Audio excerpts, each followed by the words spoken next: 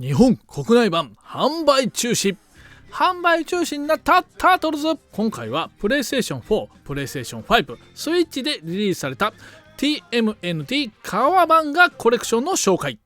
とにかく盛りだくさんなタイトルになる。そんな本作は日本未発売のタイトルを含む全13タイトルが楽しめる。それ以外にプレイ中に中断ができる途中セーブ、ミスった時にありがたいリワインド巻き戻し機能やイラスト、取扱説明書、広告、開発資料が見たり、ゲーム内の BGM が楽しめるミュージックプレイヤーモードなどもあるので、おまけモードも盛りだくさん。日本でリリースされたタイトルはもちろん英語と日本語に切り替えることができるので、日本語字幕で楽しめる。しかも全タイトルではないがオンラインに対応しているので、協力プレイや対戦もできる。これは良かった。もちろんオフラインのローカルでの協力プレイ対戦もできますよ。それでは収録タイトル、発売日順に見ていきましょう。1本目、1985年5月12日リリースされたファミコンソフト激仮面忍伝。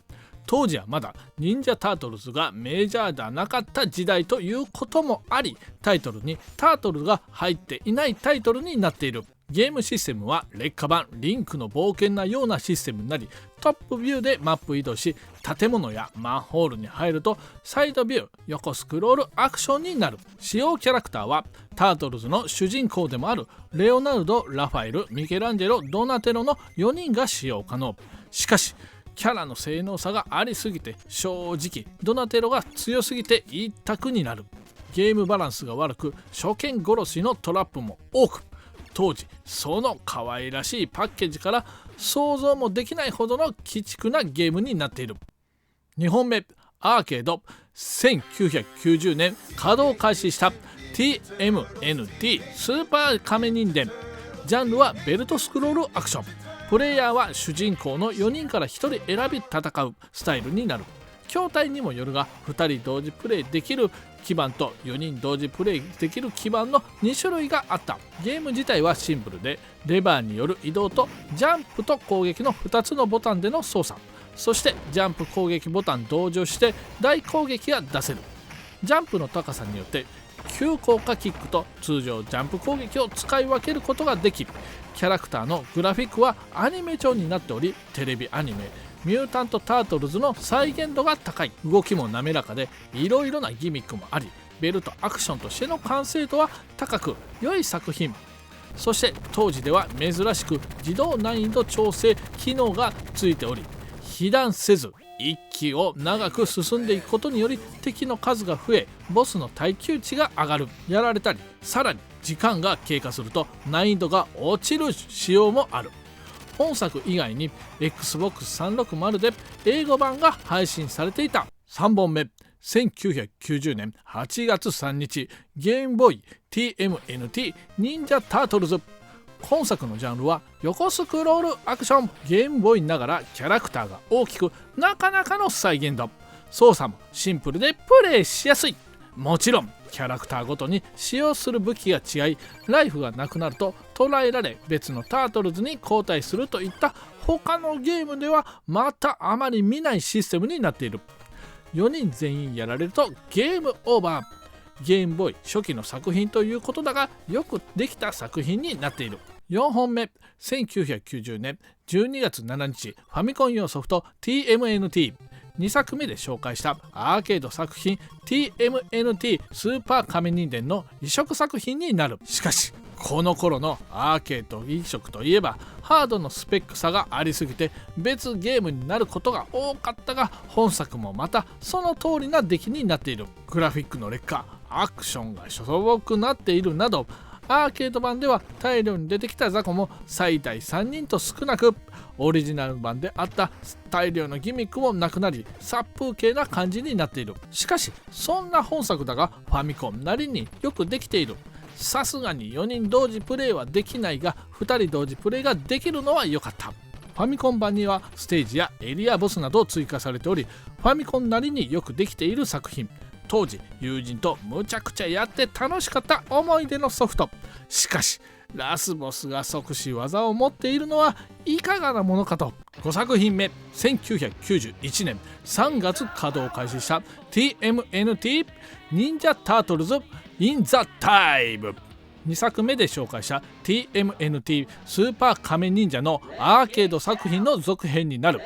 本作も前作同様4人同時プレイと2人同時プレイの2つの筐体が存在していた。そしてまだ BS でアニメが放送していなかったためか、忍者タートルズがマイナーだったためなのか、日本国内ではロケテストはしたもののリリースされなかった作品になる。ゲームシステムは前作とほぼ同じシステムになるが、グラフィックも良くなり、ゲームのボリューム、ギミックなどもパワーアップ。なぜこんな良作日本でリリースしなかったのかはほんと謎。6本目、1991年11月15日ゲームボーイソフト TMNT タートルズ2。 1990年にリリースされたゲームボーイ TMNT タートルズの続編になる。基本的なシステムは前作とほぼ一緒になり、横スクロールアクションになっている。前作同様キャラクターが大きくゲームボーイながらタートルズの再現度は高くなっている。ゲームボーイでボイスが入っているのは何気にすごい。単調になりやすいゲームだが、ゲームボーイということを考えるとなかなかよくできている。7本目、1991年12月13日 TMNT2 マンハッタンプロジェクト。タートルズを題材にしたファミコンソフト3作目にして最後の作品になる。前作での不満要素が改善され、全体的に良い作品に出来上がった。グラフィック、BGM、演出面などファミコン後期の作品ということもあり良くなり、システム面は基本的な部分は一緒だが投げ技が使えるようになったり、前作では大攻撃だったがメガクラッシュに変更になり、ベルトアクションとしての出来は良くなっている。もちろん2人同時プレイができるし、オプションで難易度や残機を変更できる親切設計になっている。ファミコン屈指のベルトアクションの名作と言ってもいいソフト。8本目、1992年7月24日スーパーファミコン TMNT タートルズ in the Time。 日本で稼働しなかったアーケードゲーム作がまさかの移植作になった。前作までファミコンやゲームボーイでのリリースだったが、ついにハードがスーパーファミコンになることにより、グラフィック、 BGM、 ゲーム演出もパワーアップ。雑魚敵が最大6体まで出るのはスーパーファミコンのソフトの中でもなかなかない。スーパーファミコン版ファイナルファイトが最大3人ということを考えるとこれはすごい。そしてさすがに最大4人同時プレイはできないものの2人同時プレイができる。友人や兄弟でワイワイプレイできたのは良かった。アーケードオリジナル版とは違いがあるものの全体的によくできた作品になっており、当時まだ知名度が低かったためか出荷本数が少なく、昔から微妙に高いソフトになっている。9本目、1992年12月22日メガドライブ TNMT タートルズリターンオブザシュレッダー。アメコミで人気漫画でありながらセガハードで初の忍者タートルズの作品になる。ベースは先ほどのスーパーファミコン用ソフトタートルズ in the Time と同様アーケード版がベースになっているが、メガドラのハードの性能のため拡大回転機能がなかったためステージ数が減少、オリジナルのボスになるなどのアレンジ移植になっている。ゲーム内の演出はスーパーファミコン版と比べると少し派手さがなくなっており落ち着いている感じになっている。そんな本作だがメガドライブソフトということもありむちゃくちゃ高い。単品だと5万円以上と超高額なソフトになる。10本目、1993年11月26日 TMNT タートルズ危機一発。ゲームボーイ3作目にして最後のソフト。ゲームボーイ終盤のソフトということもありグラフィック BGM などはゲームボーイ作品の中でも一番良い。そして前作まではただの横に進むだけの横スクロールアクションだったが、今作はなんとメトロイドのような探索アクションになっておりゲーム性もパワーアップ。しかしキャラクターの性能差がほとんどなく、ホバーリングが使えるミケランジェロが一番強く一択選択になりやすい。 RPG とついているが育成要素がほぼないなど微妙なところも多い。ゲーム全体の難易度も高いのだが、伝説化しているのはラスボスシュレッダーの強さ。ヤムチャが使う早期弾のような誘導性のある弾やフリーザのデスボールみたいな攻撃、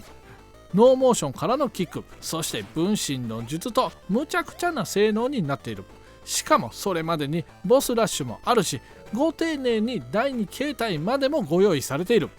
タートルズ屈指の鬼畜ゲームになる。11本目、1993年12月3日 TMNT タートルズトーナメントファイターズ。